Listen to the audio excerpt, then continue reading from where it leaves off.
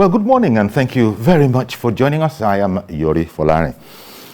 You would have heard that the threat of a blockade of food to the south, such as it was, well, the news is that it's been lifted. Northern traders, so it says, although when we come to talk about this, which northern traders exactly? But northern traders lift blockade on food supply to the south. We'll be looking into that this morning, and we'll be speaking with a spokesperson of the Amalgamated Union of Foodstuff and Cattle Dealers Association of Nigeria. And we also have in studio African farmer Mogaji, chair of the Agric and Agro-allied group in the Lagos Chamber of Commerce.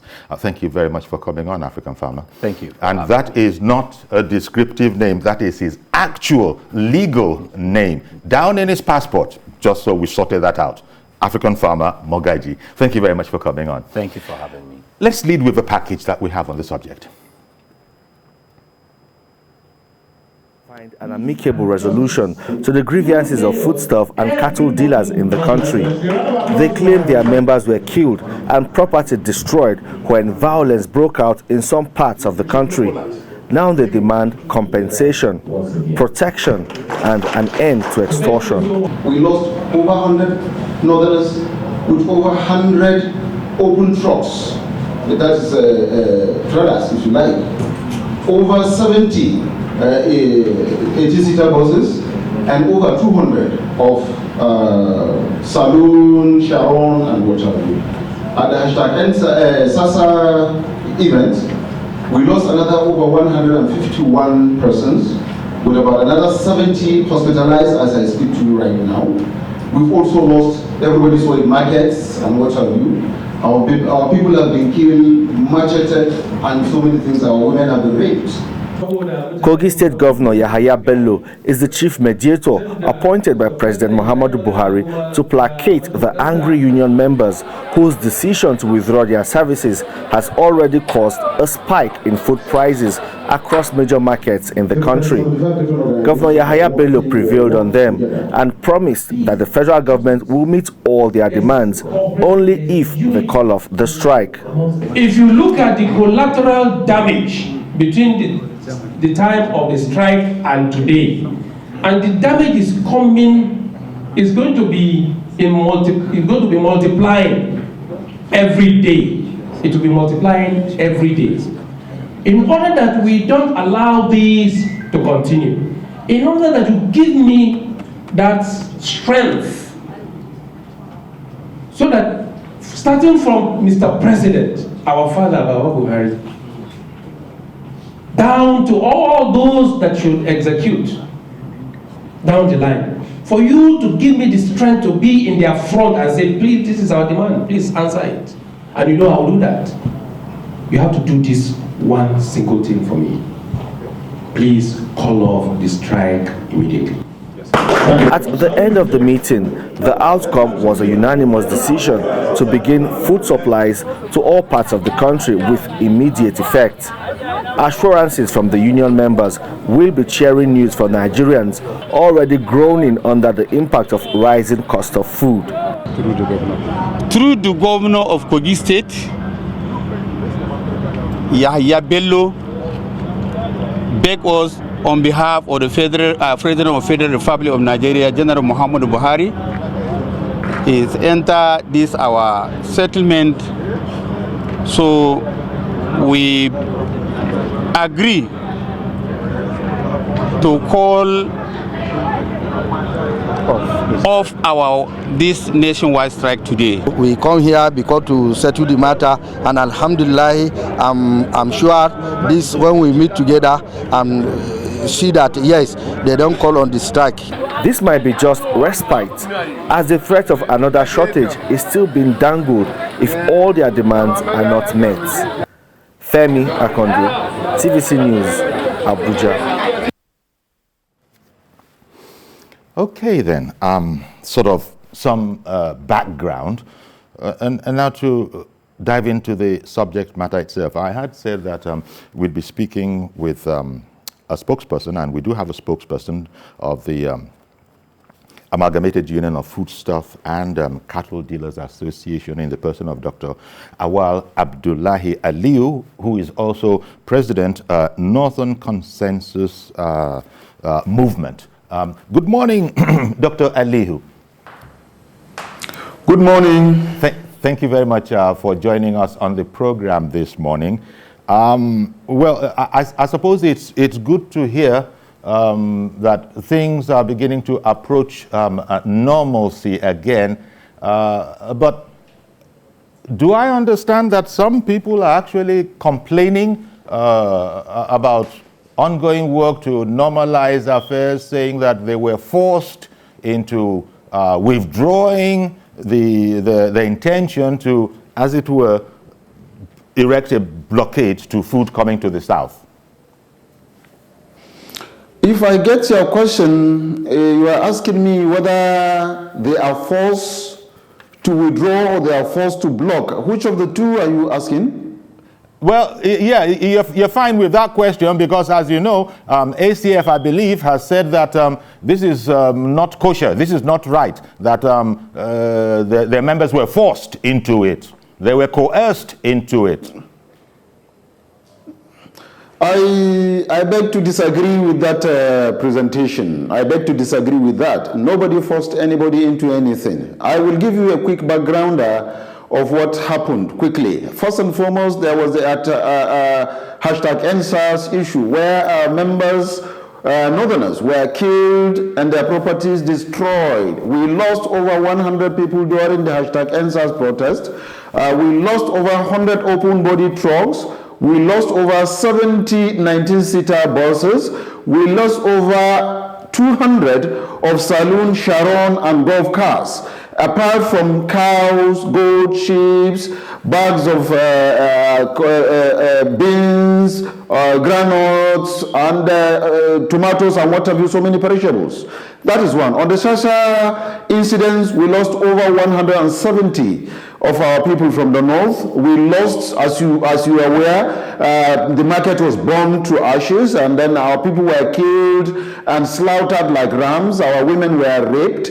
Then a lot of things happened. Everybody saw that, everybody knew that. So it was a colossal damage, it was a colossal loss.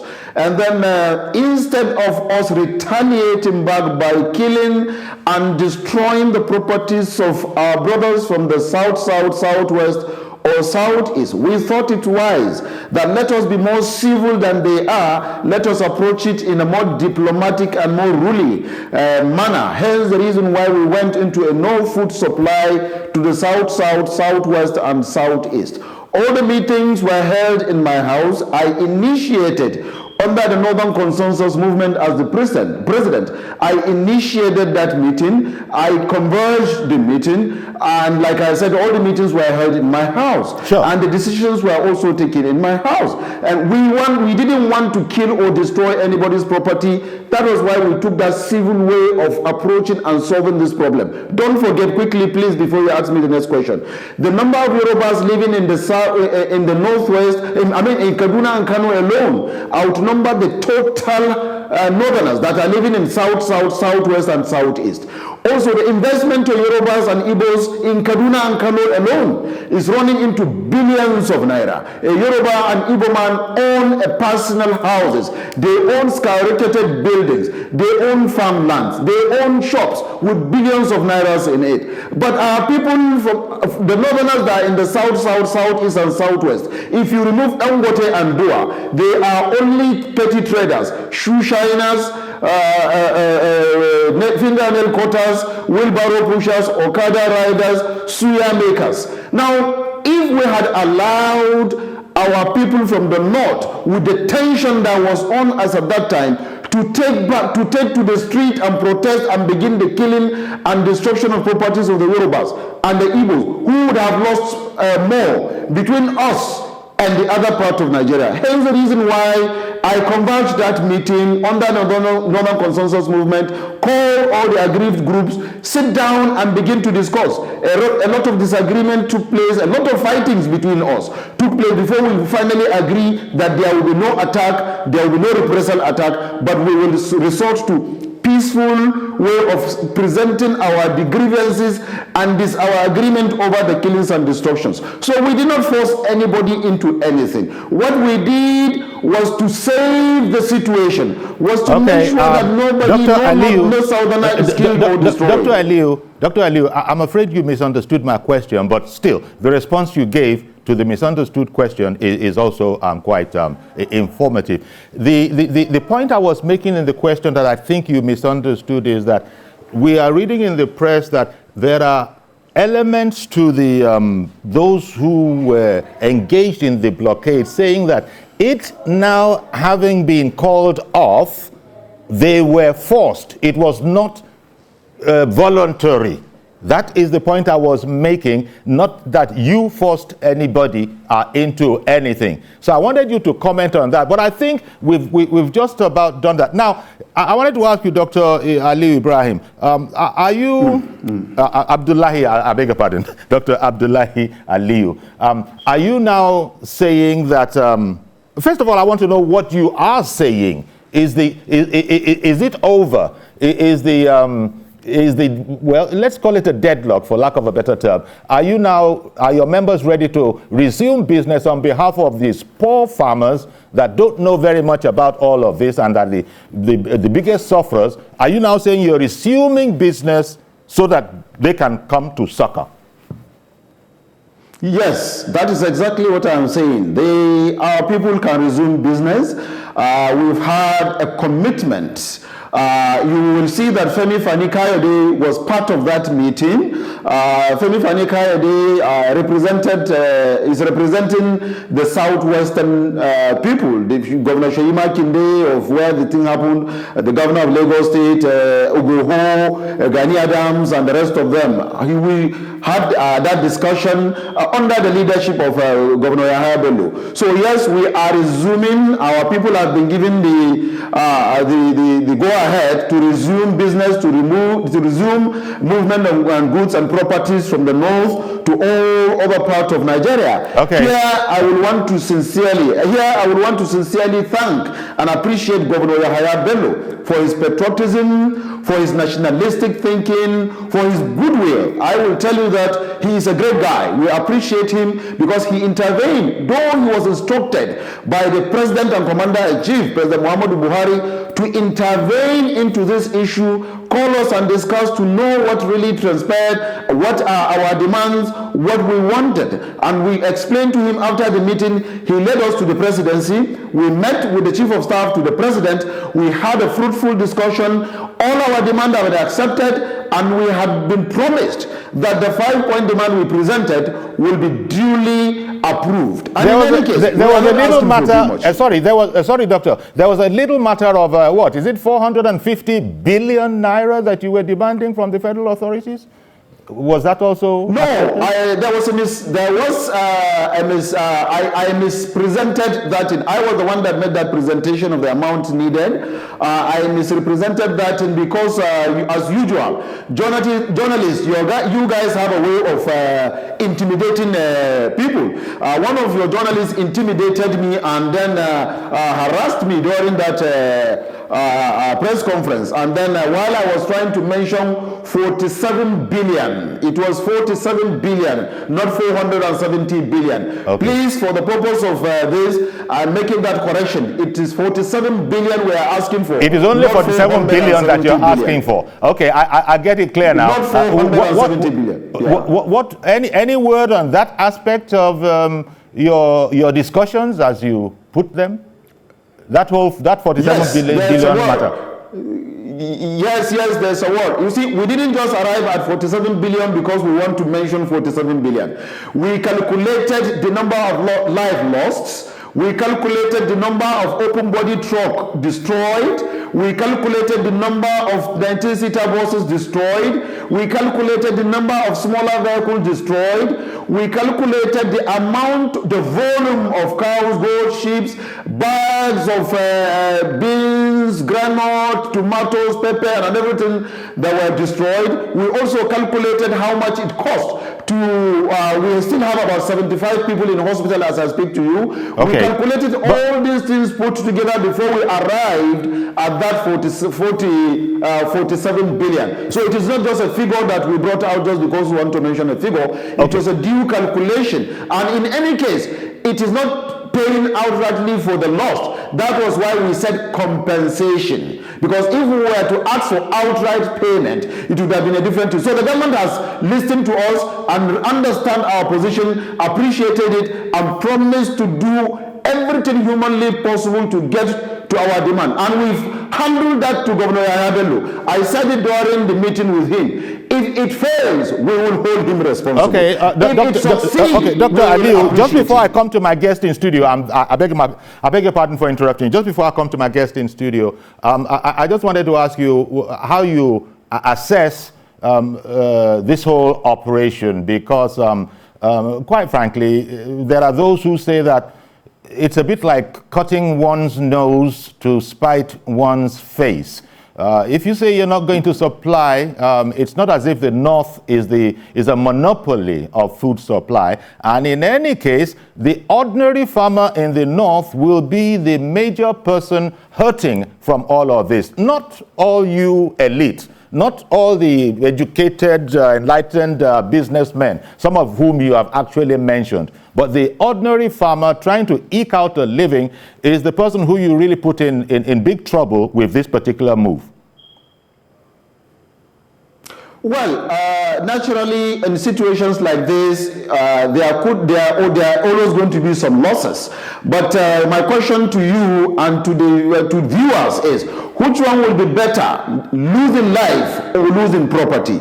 Here, people are losing their lives and losing the property at the same time. Okay. Now we are saying, please stop what we are doing. Sorry, Dr. Aliyu, I agree with you. Life is of the utmost importance. By the way, do you think the action, such as it was, since it's over now, do you think it was successful, really? Oh, greatly successful, greatly successful. I don't want to be mentioning this, but I will mention, if you will investigate, you will discover that a ram, not cow, a ram was sold for 1 million naira in Lagos yesterday. A ram, not cow. The head of, mistakenly in Port Harcourt, some of our people slaughtered 2 cows in Port Harcourt day before yesterday, and it was a bidding process. It was a very serious competition bidding. One person bought only the head of one of the cows for 800,000. Okay. Chicken sold for 10,000 naira, and a basket of tomatoes sold for 37,000. A bag of onion sold for 35,000. In the southwest and southeast, hotels and what have you were crying and calling for how they can get it. They were smuggling these things through luxurious buses Dr. Aliyu, and even flying them through airlines. Okay, so Dr. Aliyu, so you discountenance. Sorry, Dr. Aliyu. So just to use the example of the onions that you gave, it must mean that you discountenance reports that were saying that, you know, the market for onions, for example, that you spoke about had crashed. I mean, onions that were supposed to be going for much more than that, I think around 35,000 that you spoke about, I don't know, was going for 7,500. You discountenance such reports as propaganda. Well, of course, no. What I said, let me repeat. No, I'm not saying what a bag of onions. Yes, it has crashed. The price has crashed. It could. Yeah, naturally it will crash because we have already opened the road. There's the movement of this route to the southwest, southeast, and south. So naturally the price will crash. And then it was not, like I said, it was not intended to punish our brothers from the south, southwest, and southeast. We only did that to make our position known, to disagree with what is going on. And thank God, like I said, Femi Fani-Kayode was there. He has promised through him, there's a very serious commitment through him to Governor Yahaya Bello and our brothers in the north. And again, I want to thank Femi Fani-Kayode for the effort. I want to greatly appreciate Governor Yahaya Bello. He is truly a leader. Thank you very much. Okay, stand by, Dr. Aliu, while I, come to. I'm still here. I'm here. Yes, our guest in the studio, African farmer Mogaji, who is also chair of Agro-allied group of the Lagos Chamber of Commerce and Industry. I wonder what you make, first of all, of the attempt to blockade food coming into the South. It's rather unfortunate. So let me start with this. I farmed in Gombe, Jigawa, Niger, Kaduna, Kano. I've done, those are core, and I've been to Borno, and I've farmed in every southwest, and I've toured a bit of the east. So I have a balanced perspective. At some point, my business survived on the Hausas in Jigawa helping me. The Fulanis in Hussein helping me. So my conversation will be balanced. It's unfortunate that some elites, educated people, will feel that blocking food from coming to Southwest and other regions of the country will make their agitations known. Why? The farmer lost a lot of money. When the money is, let's assumption that the compensation is paid, it will not get to the farmers. Unfortunately, the level of exposure of the people that attempted this is very slim. Is very myopic. Why do I say it's myopic? Because you have control of the food supply in the country. You should have just worked with that control and threat, rather than making it very clear when there is already herdsmen and farmer challenge already. Now, this action has just made all the regions wake up, and in a matter of 6 months, all this control will be broken. So they are going to put their farmers at jeopardy. What ought to happen is for them, the conversation is crucial, is for them to say, okay, oh, well, we didn't send the food because we are starting processing. That conversation would have been better packaged, but right now, the food will no longer be valued here. If they continue on the strike for 3 months, people will eat other things. Let's face the fact. But the farmers in the north will pay for it because all the food produced in the north ends in the south. We grow onions. We grow carrots. We grow everything. Lagos grows carrots. Lagos, Epe grows onions. But it's a comparative advantage that the northern climate is better. But now we have high-yielding varieties that, has broken that barrier. Unfortunately, they are not abreast with these technologies. Yeah. And so this kind of an action would, you have your doubts that it could ever have succeeded, right? It would not. It would not. You see, there's a lot of bias, in this conversation. So let's put it in proper perspective. Now, what they tag NSAS, it wasn't EGSAS, it was just within that period. A truck, we were made to know, a truck hit someone, the person died, and it was a repercussion. It happened during that process, not NSAS. And moreover, if incidents like that happened in Lagos and Shasha in Oyo State, you should face the state government there and not the region. They brought a regional conversation, which is not good for our unity. So you should tell Oyo State government, I grew up in Oyo State. I'm well grounded. Nobody can bamboozle me with this. So they should face Oyo State government that pay this. This happened in Lagos. We cannot deny it. But why bring it as a regional conversation? And it seems that we are happy, talking about it.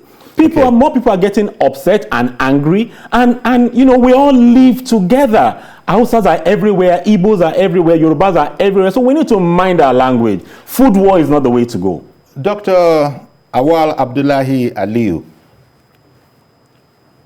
what would you say to those who understand from your presentation that it's on the confrontational side, it's not friendly, and there's not very much that is unifying about it? What would you say to those who read your presentation in that light? I would say that they misunderstood or miscalculate my presentation. It is simple. I ask a question, and I'm still going to ask this question. Which one would have been better? Killing and destroying of Yorubas or Igbos, as the case may be, in retaliation to what was done to our people. But sir, I'm sorry to interrupt you. I really apologize for interrupting you, but that the way you're putting it, you're not putting it in its context. Maybe you heard my guest say, and I agree, by the way, just coincidentally, maybe you heard my guest say that these were issues that happened within a time event, but they're not NSAS, for example. It was not an NSAS event, for example, but an incident that happened around that time. And so the important matter is, why are you regionalizing this issue as opposed to just maybe reporting to the state governments or engaging with the state governments where these alleged or perceived offenses against your members occurred? Why regionalizing it and making it sound as if it's a north-south thing? Because of that, surely you know you're going to be open to the charge of politicizing the issue. Would you accept that you're politicizing it? No. There's no politics about this. You can't play politics with human life. It is not possible for you to play politics with human life. If anybody want to do that, no, we're talking about the food blockade. We don't want to do that. We're talking about the food blockade. Yes, the food blockade is not a political issue. It is an issue. It is an issue that you have done something to me that I feel I'm not happy about, and I didn't want to retaliate. I went that way. Yes, the issue of talking to, maybe addressing a state governor or something. This thing has been happening not only now. It is a continuous event that we have been accommodating. If you want me to, you see, history. If you are a good student of history, you will know that this is not just the beginning. It has always been happening, and we've always been accommodating it. And possibly because we've been accommodating it, we've not been retaliating. That was why it is seen as if anytime, any day, anybody can wake up at the slightest provocation, he begin to manhandle the people from for our region that they do not belong. If you remember, there was the Shagamu issue. During the Shagamu issue, you know what happened, where people were killed and brought back in trailer load of dead bodies. That was what happened. If you had forgotten, I will remind you of the OPC issue in Lagos. It has also been the same thing. So it's not an issue of regionalization. What we are saying is this in over time has been happening. At the slightest provocation, the northerner's life is being attacked. His property is being attacked. So we didn't want to retaliate. That was why we resorted to this. So even if you are talking of regionalization, then it is the southerners that regionalize the killing of northerners. And this has been going on for a very long time. It is not just this one. And we've accommodated it for all this period of time until now that we are saying, please stop it. And even to stop it, we did not kill or destroy anybody's property. All right, Dr. Aliyu, we're still carrying on this conversation, but I just wanted to say you are president of the Northern Consensus Movement. So you're speaking for that movement.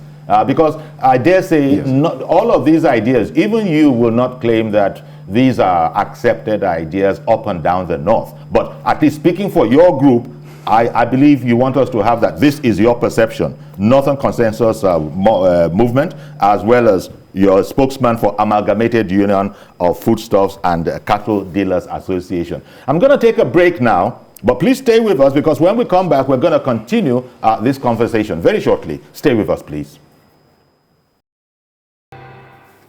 Okay, welcome back, and I have in studio here African farmer Mogaji, who is chair of the Agro-allied group at the Lagos Chamber of Commerce and Industry, and we have a remote guest in our Abuja studio, Dr. Awal Abdullahi Aliyu.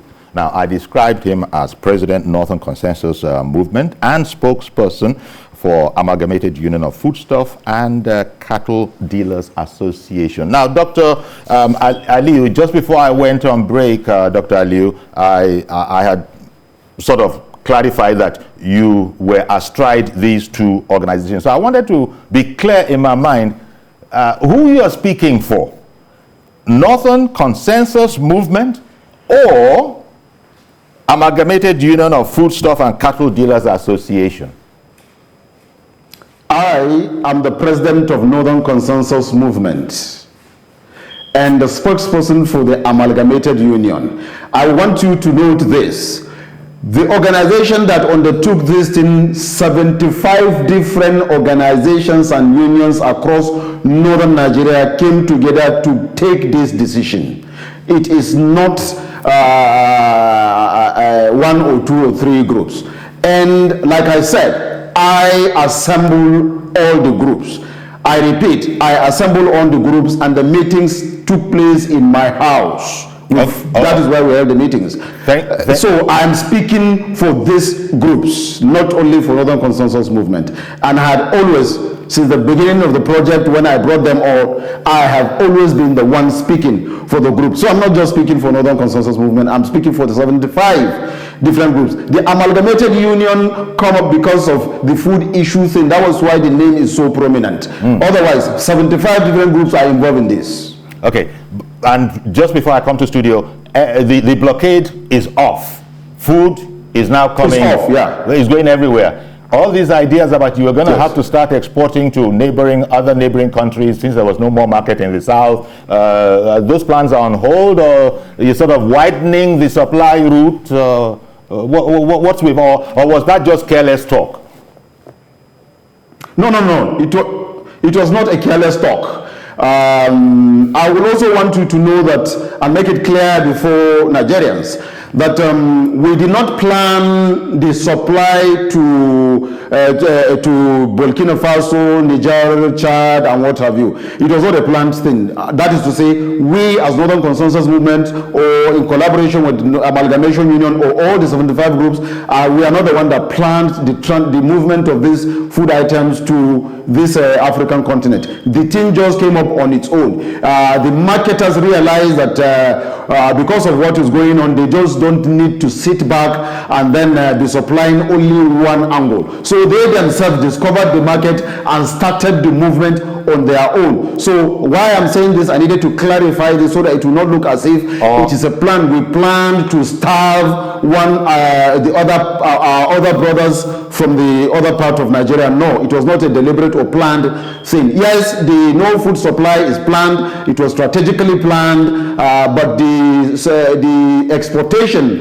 of food to other African countries is not planned. It just came up naturally. That is one. Two, on the issue of the farmers, like you asked earlier, whether there is going to be losses and things like that. Yes, there's losses. Losses have been incurred, but I think our people appreciated those losses because it's better than losing life. Two, yes, we have opened the road, and then the food supply continue. And then if like Egaho through Femi Fanikayo, they said he will be waiting at the border to receive northerners bringing food, and he will escort them with his people to whichever market. Now that is unity in Nigeria. Okay, Dr. Aliyu. Okay, you did say you weren't interested in politicizing this, but okay. So now to come back to the studio, there's a whole lot that Dr. Aliyu is putting down on the table to package. In fact, the way this has now been presented from him is that they have relented because they really care about their brothers in the south, and so it's almost, the way I heard it, like out of the greatness of their heart, they are saying, look, we can have a rethink, but just know that we're not pleased. How do you receive all of this? The damage has been done. The consumers in various regions of the country have been on the receiving end, and they will never want to be in this situation again. Yes. Unfortunately, the farmers in the north, their economy has been abused, and they are never going to get back for the year again because climate change is coming to hit them. However, let's talk about this. You know, for some of us who are exposed and we know the north very well, this is the cheapest time all this produce come out. They dare not try this in May, June, July, August. They themselves, their economy will go down because the produce is not available April, May, June, July, August. So they chose the time when they have excess. So let us balance this conversation. This is the time when it is the most, and the prices are low. What they've done also is to strategically increase the price so that the next 2 months, the price, instead of it being like 8,000, 5,000 will now be 10, 12,000 for a longer time. It is strategy. So let us get it straight. They are making the money. The middlemen are making the money. They did not consult the farmers we want to strike before the farmers planted. So who is at fault? Then I'm concerned when you ask the question around, was it successful? And the doctor mentioned that a ram was sold for 1 million, the head of ram for 800,000, a basket for 37,000, onions, tomatoes for 37. Come on, this is not the measurement for success. This is that some people had to take out of what was not there. They robbed people, and that's where we should have the communication. And let's not bring politics into it, that somebody is coming to well, there's a lot Dr. Ali seems to be introducing. But guess what? I have stayed in all these northern states, and a lot of killings happen that don't make media. But guess what? Don't let us bring it in, because it will, it can't help the issue. Yeah. So the thing is, climate change is affecting the farmer. It will affect the middlemen. NSAS, the protest, and what's it called? Corona is still out there. So the livelihood of these farmers and consumers, people are being sacked. People are being laid off. Salaries are being cut off. So it is food, and Nigeria Bureau of Statistics said we spend over 56% of our income on food. So this is the wrong time. You spoke earlier about this being a wake-up call to other farming communities. Yes. The North is a main farming community. The Middle Belt is also, we are all main farming communities. Exactly. It's just, you see, when we were working together, when we were trading together in Nigeria, the North was producing groundnuts, tomatoes. Everybody was producing what they were eating primarily. We only depended on each other. We were trading together. And that's what caused all this insurgency, because production has even dropped in the North.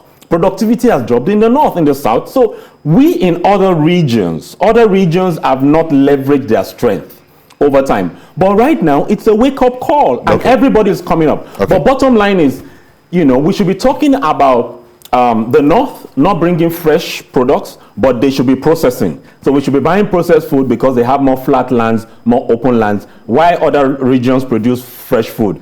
That is the conversation. The government needs to take this conversation out of the hands of the middlemen. If not, it's even dangerous for their next election.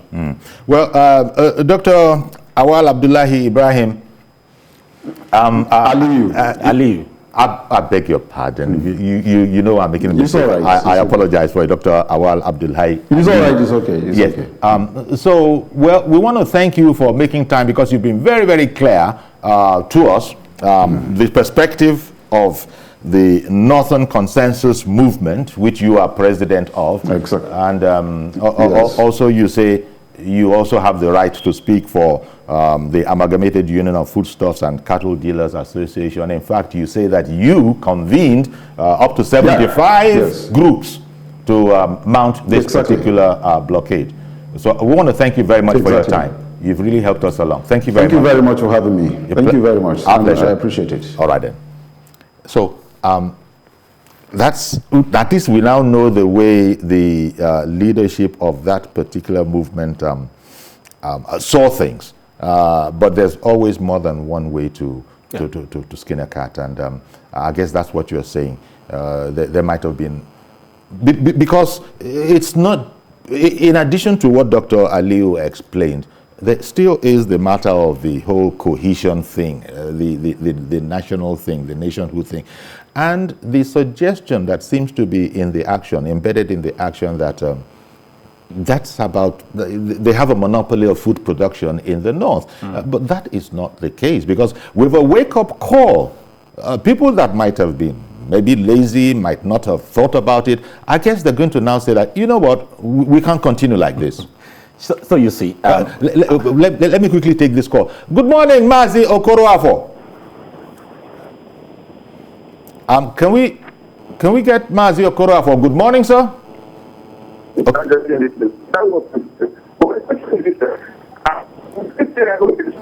Mazi, I'm afraid the line is bad. We haven't had that from Arochukwu in a long time, but the line is bad this morning. Could you disconnect, please, and try again? Thank you very kindly. So you see, I'm privileged. My dad is the second group managing director of Odua Group of Companies. Okay. First executive director. So we were producing a lot in Southwest, Southeast. You know, we were all producing something. We all cannot just produce everything. Oil palm, cocoa, cola, and all those things. How about vegetables? We produce 85. My dad was producing over 50 hectares. That's about 125 acres of irrigated tomatoes. The same variety you call the Hausa tomatoes. Nothing is... Oh, so it's not true that the variety that we get from the north is available only from there. Hold on. The variety in the north is... The varieties are from Netherlands, France, and California. It's not even the northern bred seed. So what are we talking about? This conversation, we should balance it, that food can be grown everywhere, but everybody has a comparative advantage. So that they are in the northern part of the country, the comparative advantage is vegetables because of their climate. Yes. But we also grow the same vegetables, and technology has made it that we can, even in the southwest, you can grow all year round. You can rear animals all year round. There's a breed called Ndama. Ndama has been Odua Group of Companies bought in the 80s.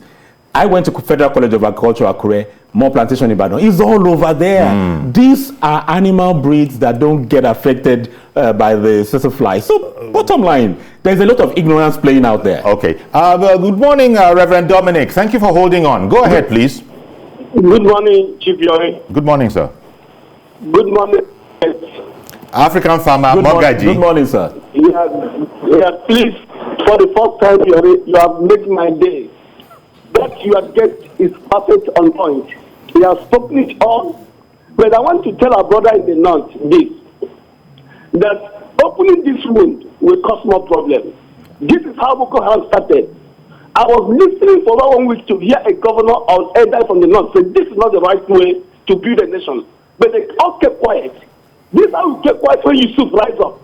And we thought it will affect one section of people or one side of religion. You know, I was part of it, America. They thought it would affect one religion or one side of people. Who is dying today? Listen to injustice to one, injustice to all. If there's any people that will cry in this nation of death, the Southeasterners will cry what? But we have built this nation to have a nation that we're proud of. That man that was speaking for the augmentation of what in North should be a little bit careful. And let me say this, it is a terrible lie that is a ram costs 1 million. What would the man use it to do? To offer to God or offer to who? It is lies. And they have given us an idea. You see, Nigeria is a wonderful nation. When you drop a seed of idea, it grows. Today, we have come to the point that one day, somebody will say nobody will drink water. So I'll manage what I will eat and not have to drink it. Your guests have spoken it all. But our brothers in the north, you should remember, we have no other nation except Nigeria. And nobody is independent. We are interdependent. Yeah. And if you want to be independent, you will have crisis. Because if somebody just said, let me do hold my own, and that one, let me hold my own, there will be crisis. This nation must move forward in brotherhood. We will stand. Thank you. Thank you very much for calling in, Reverend Dominic. As you were saying, things are not going to... It's like we're going to... Well, let me ask you, since you're already in the field, do you really think that we would go into a post-blockade new normal attitude to food supply in the other regions? Already I've been seeing some things on social media, Middle Belt saying whatever it is they are saying, but in the Southwest generally. So you see, May 30th last year, immediately after the movement restriction was lifted, at the Lagos Chamber of Commerce under the leadership of Mrs. Toki Mabuguje, we looked at the future post-COVID, and we knew that for our food security, we needed to go back into the regional agenda of producing foods so that climate change and COVID, we could balance things out. So we had a program that we initiated, which was to bring all the commissioners of agriculture in Southwest together and also take it, to various regions. So the conversation had already started at what can you do together? And everybody brought 2 projects on the table that people can. That was last year. So the conversation has started.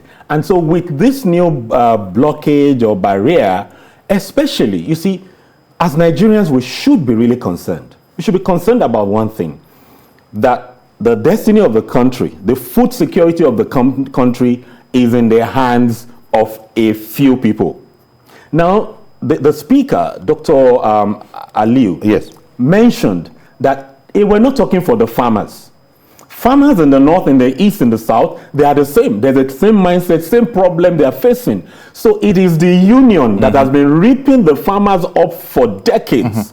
They are the ones now who are concerned about themselves again. And using the farmers' might generally will coordinate this whole might and use it to make a statement. So we need the governors to wake up now. Okay, let me take Balabelo calling in from Lagos. Good morning, sir. Good morning, sir. Yeah, please go ahead. I just want to say I'm against the blockade of food coming to the south, as to me. And this only brought to the fore that it's only when we are united that we can progress in this country. You understand? Now, when you say you block food from coming to the south, you are just finishing punishing the ordinary market women and men at the local market who depend on buying 5,000, 6,000 foodstuffs, tomato to sell and go back home and feed our children. At the same time, you are also punishing the local farmer in the north. But as it is, I want to say that the doctor made his case. This is why they have done that. But it could have been done another way. Now, coming to the case in the studio, I do not like what the way he's trying to put it, as if it's going to be tit for tat. The damage has been done. Wake up call. It's true. But then I would have loved to hear him condemning all those losses, all those killings, all those burden of the food stuff that has been done in the south. Thank you and good day. Thank you very much for calling in. If that's the way he read it, maybe he didn't hear what you had said before then.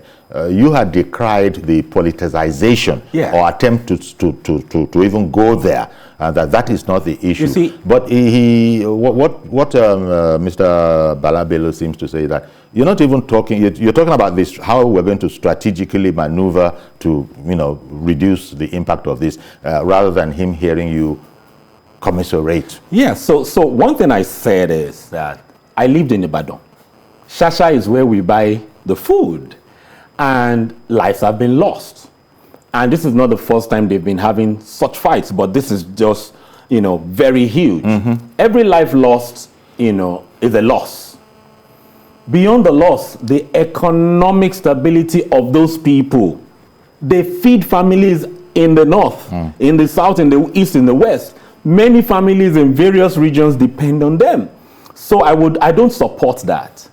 What I'm saying is that we need to balance these conversations. Blocking food is the wrong way to go. I think you said that we need to put a lot of knowledge into the conversation that we are making. And so the governors... So that facts are not mixed up and cited out of context, which can inflame passions, that's what, you heard Mr. Bala himself. Good morning, Mr. Joshua Inire-Walide. It's been a day, quite a while. Good morning, and I greet your guest. Yeah, thank you. I hope, too, that the doctor is still listening to the program. Yes. We have an agenda to have a nation and to save the nation. And I think his group has a lot of role to play. I'm shocked at how NSAS was connected to what they are doing. Yeah. Is he not aware as a doctor that NSAS was a national disaster? Lagos was burnt down. It wasn't a northern, southern divide. How did we connect it? Now, the Ibadan issue too was a result of herdsmen killing the locals. It wasn't just about northerners dying. He's talking about northerners dying and counting numbers. Did he forget that the locals died too? A medical doctor of his kind, if he is a medical doctor in Ibadan, was killed because he's a farmer. Is he aware that the killing went all over everybody? Yeah. What reprisal killing were they planning? Yeah. This wasn't North versus South. How did they come about this narrative? Exactly. These people we should find a way to reach them. They are too dangerous for the nation. Well, thank you very much for calling in. Appreciate your call. In fact, we've run out of time, but I think we can take what you've said, which is that, look, any way you look at it, we're happy that this blockade, so-called as it was, it's about over, because the farmers were hurting, people were hurting. The only people that probably weren't hurting were the middlemen. But you say that you'll be very surprised if this has not become a wake-up call. It's a wake-up call. It is. And let me quick. Very briefly, please. Cameroon, Burkina, I do projects in West Africa. Yes. There is no market there for this. 1 trailer, 2 trailers, 70% of what is produced comes here. So we should find a way to merge together and talk together and balance the trade together, not trade, fight for war with food. There's no other market apart from Lagos market. Okay. Let's be clear about that. Thank you very much, African farmer Mogaji, chair of the Agro-allied group of the Lagos Chamber of Commerce and Industry. And thanks to Dr. Awal Abdullahi Aliu, who came on earlier. He's president of the Northern Consensus Movement, as well as he was speaking this morning for the Amalgamated Union of Foodstuffs and Cattle Dealers Association. In fact, he said that he coordinated the 75 groups that affected the blockade. So that's our program today. Please join us tomorrow for a fresh edition. As always, do everything you can to maintain the anti-COVID-19, all the conditions, all the protocol. Wash your hands, mask, don't go into crowds if you don't have to. And, there's one more. I missed one more, but, did I say washing hands frequently? Yes. So I'll see you tomorrow, God willing. I'm Yori Folani. Bye-bye for now.